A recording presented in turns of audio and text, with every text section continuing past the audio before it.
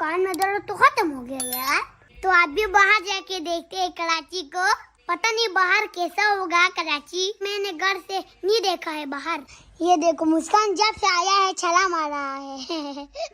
कराची जब से आया है ना तो वो बहुत खुशी है उसको।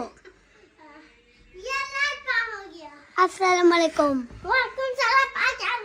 मेरा नाम सहराज जा रहे हैं। मुस्कान अजीब अजीब बातें कर रहा है यार।